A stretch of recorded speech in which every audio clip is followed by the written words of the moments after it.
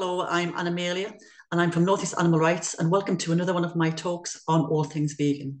Today I'm going to be giving you a short talk on eating the earth, which is a strapline Viva have used, linking environmental damage to animal agriculture and fishing. And also, obviously, it's quite timely because after COP27, which is going on at the moment. COP27, this is the 27th conference of the Conference of All Parties, which is what COP means. Last year, when we did COP26, we took part in a big march, and we were quite hopeful for some progress to be made. But actually, not a lot of progress has been made at all in the last year. I'm going to refer to now an article written by George Monbiot. Now, whatever you think about George Monbiot, my personal opinion is that he's a bit of a hypocrite because he doesn't follow he doesn't practice what he preaches. But George Monbiot is an incredibly articulate and well-researched writer. He writes for The Guardian, and this latest article is called "There's One Big Subject Our Leaders at COP27 Won't Touch: Livestock Farming." He goes on to say there are two actions needed to prevent catastrophic climate breakdown: leave fossil fuels in the ground and stop farming animals. Now, this is exactly what Plant-Based Treaty is another organisation who we support, exactly what they say. Animal agriculture and commercial fishing and fossil fuels are the biggest causes of climate change. He goes on to say he's been involved in many of these summits, and fossil fuels are only named in 6 of them. But the other omission is even stark, and I'm quoting directly from this article.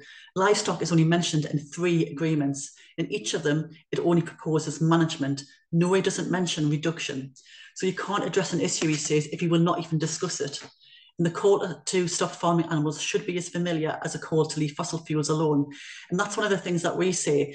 We do often hear, in the Climate Justice March at the weekend and all the events and everything, there will be a massive shout to reduce fossil fuels, but there's no mention of animal agriculture in it. But animal agriculture, livestock farming, in a recent paper, which in the journal Sustainability, they estimate that accounts for between 16.5% and 28% of all greenhouse gas pollution. So these are massive figures, and this is something which we directly as individuals can influence. A paper in Climate Policy says that by 2030, greenhouse gases from livestock farming would use half the world's entire carbon budget. And that's if we want to avoid more than 1.5% of global heating. Now, a scandal broke out last week in the University of California because they were asked to do a big policy paper, and it turned out to be founded and funded by livestock lobby groups. Now that's kind of like tobacco lobby groups telling us, that tobacco is safe to use. Now we know obviously what's happened to the tobacco industry. We know all the legal cases which go on, the false advertising, misleading advertising. And we know that there's an awful lot of money being ploughed into persuading the public that livestock farming is natural, it's cultural, it's part of what we should do. The animals are well looked after. We have this new thing called regenerative ranching as well, which is all just an absolute load of rubbish. So, we try to reach out to environmentalists time and time again to tell them that they're missing a massive trick. We completely agree that fossil fuels and oil, we should have no new extractions and new extraction sites. And we need to make sure that our use and dependency of it, needs to be looked at, and dependency needs to be stopped. Our dependency on them has been highlighted recently because of the Ukrainian conflict. Successive governments have had many opportunities to invest in green energy, but over and over again, they have let us down. Now, the changes we are talking about here, though, rely on system change. People like us lobbying politicians, carrying out protests and demos. We've all seen GSO, Just Stop Oil, and Animal Rebellion holding up motorways, attached to bridges, and the outrage that members of the public have directed towards them. But are the members of the public, are they directing their rage at the right people? It took someone like Colleen Nolan on Loose Women to ask the question, why, when everybody is upset, they should be asking themselves, why do these activists feel the need to go to these lengths? People say that there are other ways of getting your message across. Do they think that they haven't already tried these? Do they not think they have already tried lobbying the councillors, the politicians, the councils, the authorities, all of the people who make these decisions? Do they not think they've already tried that before they try these extreme tactics? They've already tried them so many times, which is why we need to have these outrageous and publicity-seeking stunts carried out, because no one in government has yet had the gumption, the decency, the forward thinking, the courtesy to actually look at why they're doing this. So these protests are aimed at system change, but prior to an activist become involved in something like this, where they feel a passionate need to fight for a cause, they will have undergone a personal change. So whether it is converting to veganism, as we are all vegans in our group, and animal rights activists, which is a fundamental part of that, or ditching the car, living off grid, all activism starts with an awakening around a particular issue. Then you look at what you can do as a person to support your issue, and then what you do to change the society to bring them around to your way of thinking. One of the quickest and easiest and most effective ways to make a personal change and create a positive impact on the world is to go vegan. But not just the food though, because that's just the plant-based diet part of it. Veganism is a whole lifestyle. I've got my favorite t-shirt on at the moment, which is being vegan is much more than a way of life. Sorry, much more than a diet, it's a way of life. And that's exactly how we feel as veganisms. That's exactly how we feel as vegans. We are obliged to fight for animal rights. It's not just about the food part of it. And a lot of people say they become vegan, actually talking about being plant-based for health, for the environment, but they stay vegan for the animals and they fight for the animals. The animals are the most vulnerable beings in our society. And this is what gives activists the passion and the commitment to fight, educate, protest, do demonstrations and speak out for. Immediately you make the choice to become vegan, you reduce the demand for animal products. You may think that you as an individual cannot make a difference, but one person absolutely can. They can make a difference to each of the 200 to 300 animals per year that they would have had bred. They're paying to have bred, raised, slaughtered and processed. Each individual, like the cat, the dog, the guinea pig, the rabbit, the bird in your home, all of these animals are sentient beings and they all want to live. One person talks about veganism or is asked about veganism in their workplace or in the school, or if they're out for a meal with someone.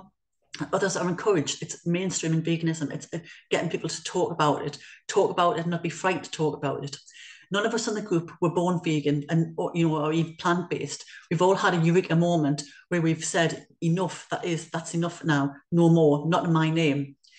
We talk about the abject misery that animals are raised in and how they end their lives, but what about the other aspects of animal agriculture and commercial fishing? What about how biodiversity is affected with deforestation on unthinkable scales, massive scales, river pollution from farming, and greenhouse gases which are being emitted? There are some really, really good pieces of research out there and some great tools to use to compare how much of an impact you can make on the planet. Now, one of the things I've always said is, don't just look at one piece of research. Don't just take, my word for it. Look at the article by George Monbiot, look at Viva, look at all the, the industry stuff out there. There's lots and lots of pieces of research, and you will find there's a common ground in all of them. Some of the figures may vary. I always take the lowest figures rather than take the highest ones, because I just think that even the lowest figures are substantially enough to stand up on their own. Now, Ecotricity recently put out a great slide showing the impact on our environment on using a variety of diets. Without a doubt, the most animals would be saved and greenhouse gases would be drastically reduced if people adopted a flexitarian diet. That is someone who will eat less meat. They will have, they'll maybe swap out a plant-based option for instead of having a meat option, an animal option. But this is purely because at the moment there are currently more people who are not vegan than are vegan. And obviously our aim is to turn the world at the very least plant-based, but obviously our aim ultimately is to turn the world vegan because we are about the animals.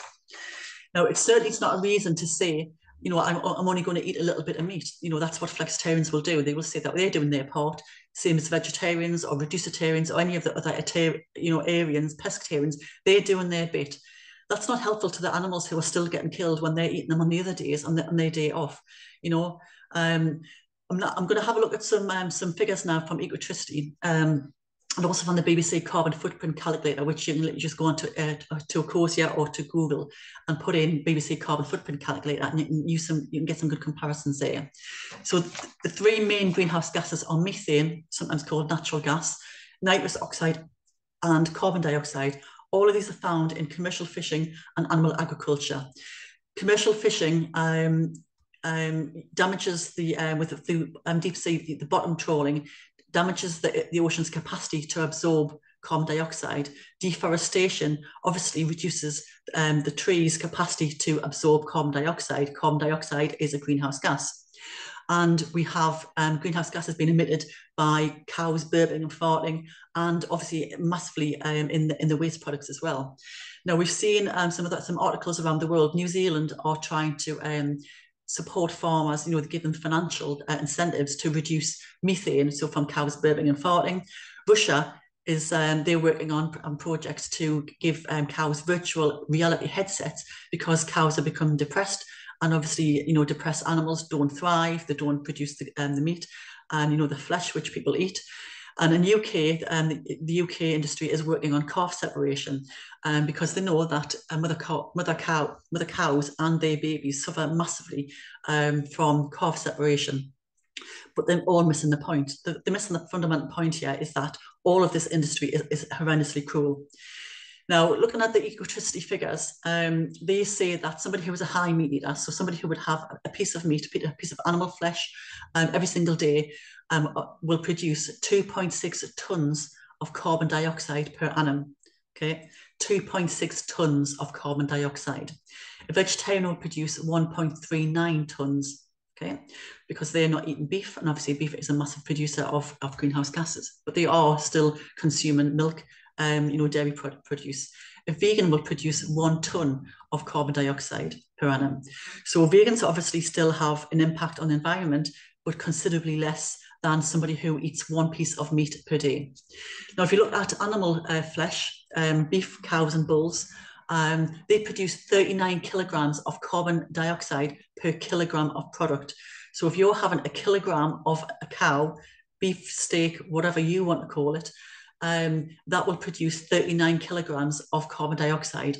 Lamb, baby sheep, will produce 43 kilograms of carbon dioxide.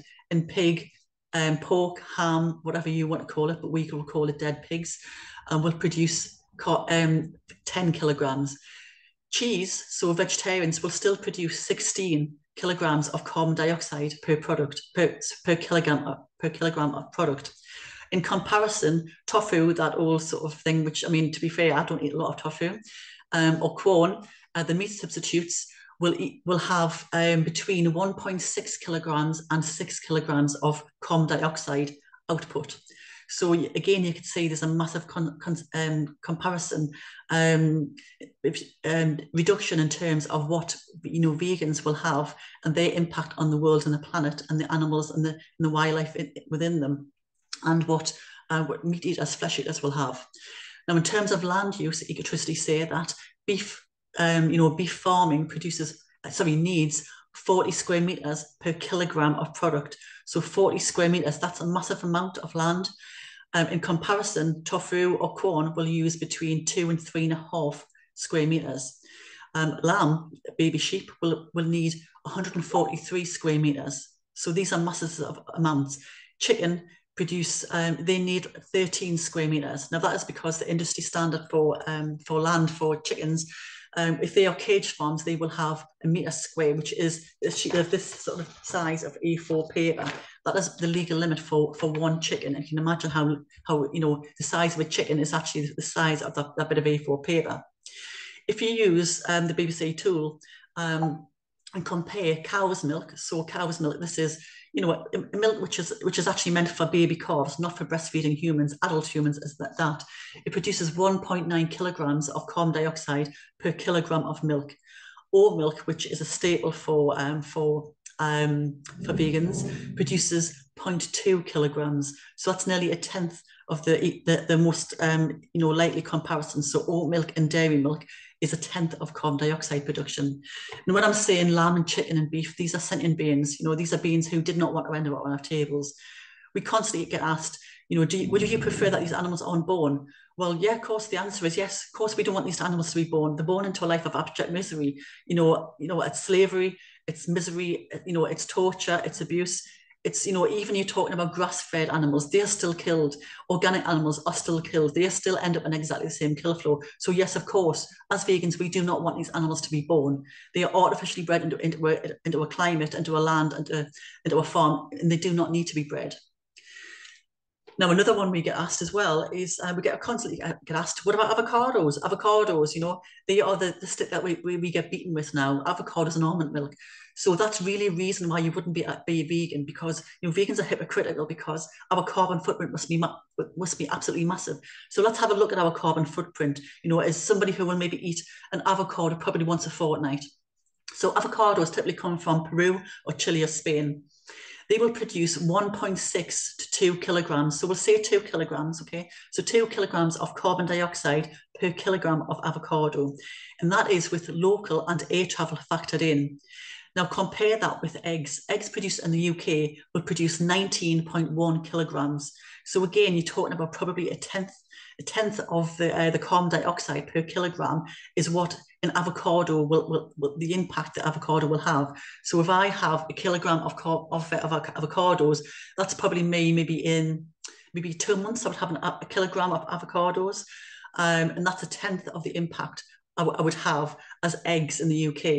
And then you have lamb, which produces 21 kilograms, and beef producing 25 kilograms. So dead sheep, dead baby sheep, dead cows, and dead bulls.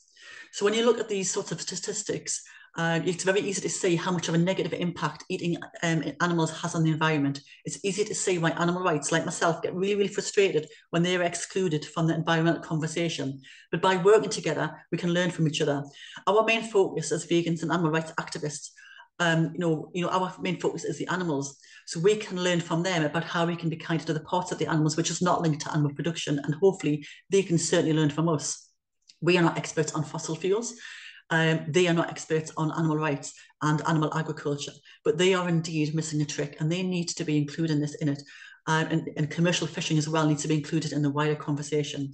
So all of those ministers and academics and the Boris Johnsons and the Rishi Sunaks of the world and the VIPs attending COP27, I would ask them to look in the mirror, see what changes need to be made instead of faffing around, paying lip service, having your one vegan option, your one plant-based option on the menu, which is just absolutely ridiculous. You have an environmental conference, and there is literally one option, one plant-based option on the menu. And the jetting backwards and forwards in, and on private jets.